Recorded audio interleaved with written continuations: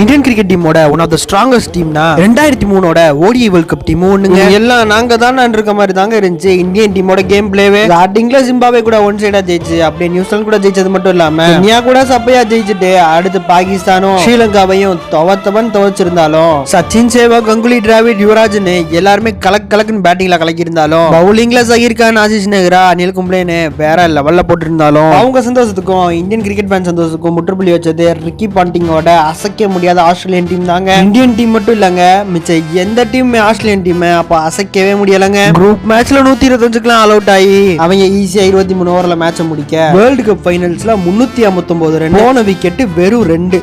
கிட்டத்தட்ட எல்லா பேட்ஸ்மேனும் அடிச்சு கொளுத்தி, முக்கியமா ரிக்கி பாண்டிங்கோட 141 ரன்னும், டேவிட் மார்டினோட 88 ரன்னும், இந்த சைடு சீரிஸ் ஃபுல்லா சச்சின் பயங்கரமா விளையாண்டிருந்தாலும் இந்த மேட்ச் கொட்ட விடுறாருங்க. அடுத்து உசுர கொடுத்து சேவாக்கு, டிராவிட் ஆல 125 ரன்ல மேட்ச தூக்குறாங்க. ஆனா அப்போ இருந்த ஆஸ்திரேலியன் டீம் தொடவே முடியாத ஒண்ணுங்க.